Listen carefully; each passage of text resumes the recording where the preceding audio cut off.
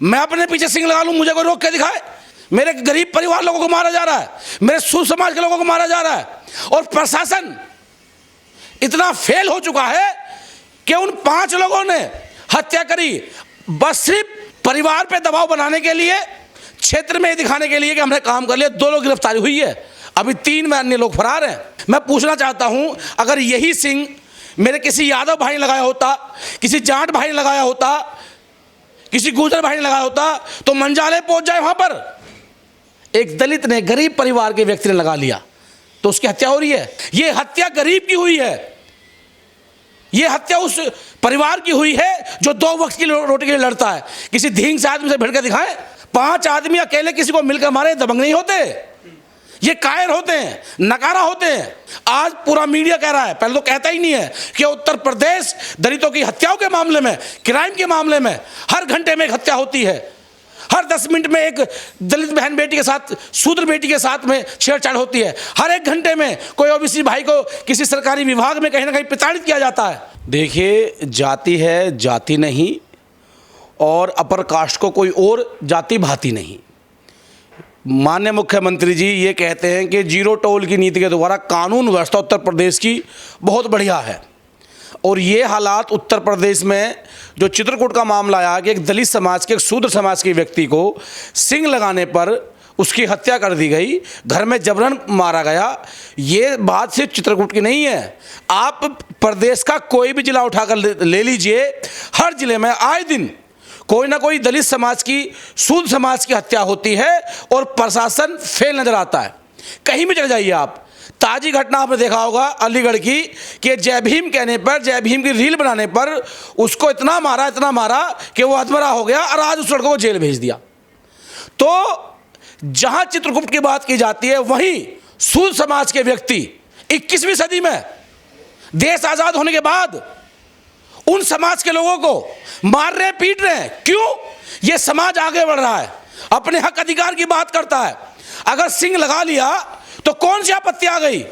मैं फिर कह रहा हूं, कमजोर को तो कोई भी दबा ले। मैं अपने पीछे सिंग लगा लूं, मुझे कोई रोक के दिखाए?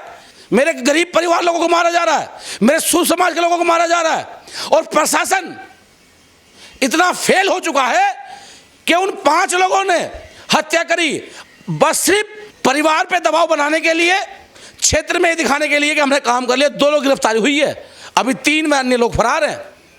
श्रम के डूब के मर जाना चाहिए।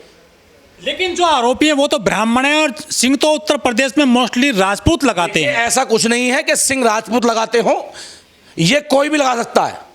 आज हमारे बहुत लोग लगा रहे हैं सिंह, मैं गौतम लगाता हूं, मेरे अपर कास्ट के लोग गौतम लगा रहे हैं।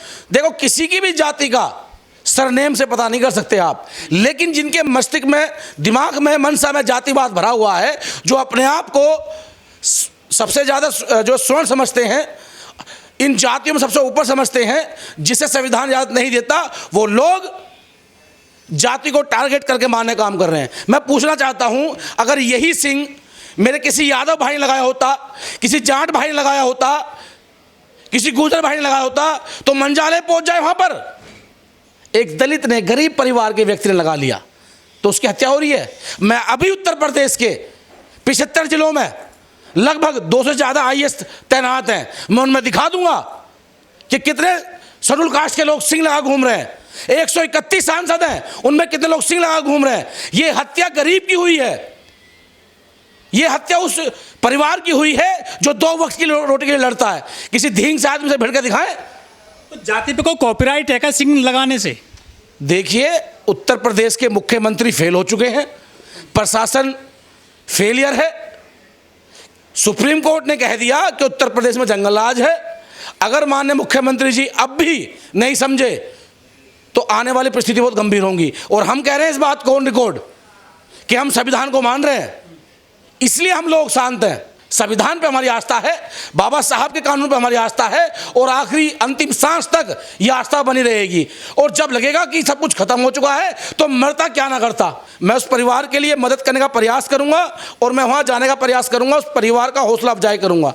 जो लोग वहां पर अम्बेडकर भाई लोग हैं, जो हमारी टीम, हम उसको बोलेंगे उस परिवार से मिलें, उनकी कानूनी लड़ाई लड़ें। और जो वहाँ के कप्तान हैं वो IPS हैं, वो पढ़े लिखे वर्ग से आते हैं कि वो भी जातिवाद हटा करके उन पर गिरफ्तारी करें और उस जिले की टीम को इतना ध्वस्त करें जिससे कि कोई घटना को अंजाम करने से पहले 100 बार सोचे कि भाई। योगी जी तो कहते हैं कि बटोगे तो कटोगे, ये जातियों में बांट रहे हैं लोगों को, हिंदुओं को ही। जब वोट की राजनीति आती है तो दलित इनका भाई हो जाता है, शूद्र इनका भाई हो जाता है, ओबीसी इनका भाई हो जाता है, और जब मंत्री पद की बात आती है तो ये सब लोग शूद्र अछूत हो जाते हैं। अभी मुस्लिम समाज से कोई बात हो जाए तो ये 80-20 की बात करेंगे। अब क्यों मुख्यमंत्री जी बात नहीं कर रहे?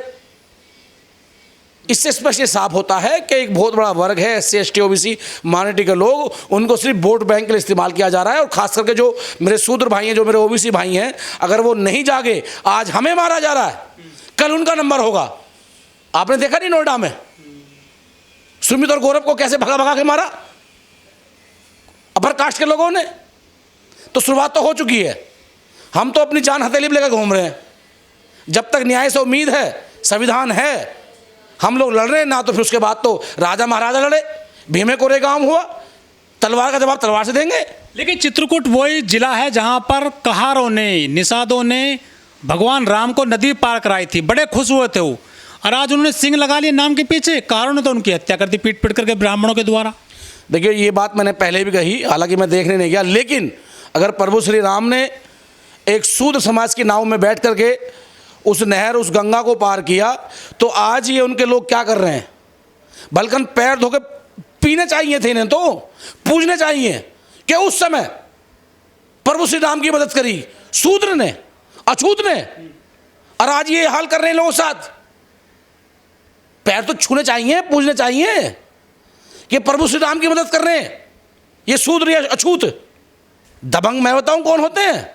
दबंग है फूलन देवी, दबंग है शहीद भगत सिंह, दबंग है राजगुरु सुखदेव, जिन्होंने देश के लिए लड़े, जिन्होंने फूलन देवी मानवता के लिए लड़ी, महिला सम्मान के लिए लड़ी, इन्हें कहा जाता दबंग। 5 आदमी अकेले किसी को मिलकर मारे, दबंग नहीं होते, ये कायर होते हैं, नकारा होते हैं। ये जाति चोरी कर रहे थे ना। किसकी जाति? सिंह वालों की। कौन सिंह? अगर दबंग बनना है तो जाओ सीमा पर लड़ो, देश के लिए काम करो, मानवता के लिए काम करो।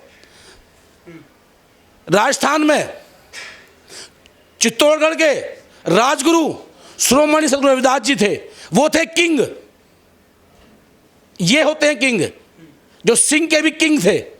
इतिहास पढ़ना पड़ेगा, जानना पड़ेगा। एक जमात है अनपढ़ लोगों की, भीड़ का रूप लेती है, गरीब, मजदूर, किसान, शोषित, पीड़ित को जो अकेले में रहता हो उसे जाकर मार देती है। हम दबंग बन गए। लड़ो पाल आर पार खींच के, जवाब दे देंगे तुम्हारी भाषा में। अगर तुम्हारे पास तलवार है तो हमारे पास भी सम्राट अशोक की तलवार है, तुम्हारे पास कलम है तो हमारे पास बाबा साहब कलम है, तुम्हारे पास अगर योद्धा है तो हमारे पास भी शहीद भगत सिंह, राजगुरु सुखदेव की विचारधारा हमारे पास है। लेकिन हम देश के लिए, मानवता के लिए कानून के रूप में काम करना चाहते हैं तो जियो और जीने दो, मानव की बात करो, किसी को कमज़ोर मत समझो। कोई कमज़ोर नहीं है। आज हर व्यक्ति 2 वक्त की रोटी खाना चाहता है मान सम्मान से। अगर तुम किसी को मारोगे तो इसका मतलब ये है तो आप जो है किसी को क्राइम में ढकेल रहे हैं। जब किसी का हक अधिकार को मारा जाता है उसके साथ हनन किया जाता है। तो सरकारें आज हमें मजबूर कर रही हैं, हमें न्याय नहीं मिल रहा, हमारे लोगों को मारा जा रहा है, तो हम मजबूरी में हम क्या करेंगे? हथियार ना उठाएंगे तो क्या करेंगे हम लोग? ये सवाल मेरा उत्तर प्रदेश के मुख्यमंत्री माननीय योगी आदित्यनाथ जी से है कि इतिहास के पन्नों में लिखा जाएगा। आज पूरा मीडिया कह रहा है, पहले तो कहता ही नहीं है, कि उत्तर प्रदेश दलितों की हत्याओं के मामले में, क्राइम के मामले में हर घंटे में एक हत्या होती है, हर 10 मिनट में एक दलित बहन बेटी के साथ, शूद्र बेटी के साथ में छेड़छाड़ होती है, हर 1 घंटे में कोई ओबीसी भाई को किसी सरकारी विभाग में कहीं ना कहीं प्रताड़ित किया जाता है। तो ये लिखा जाएगा कि जीरो टोल नीति के माध्यम से कितने शोषण उत्तर प्रदेश में हुए। अगर इसको नहीं बदला गया तो ये देश गृह युद्ध की स्थिति में खड़ा है।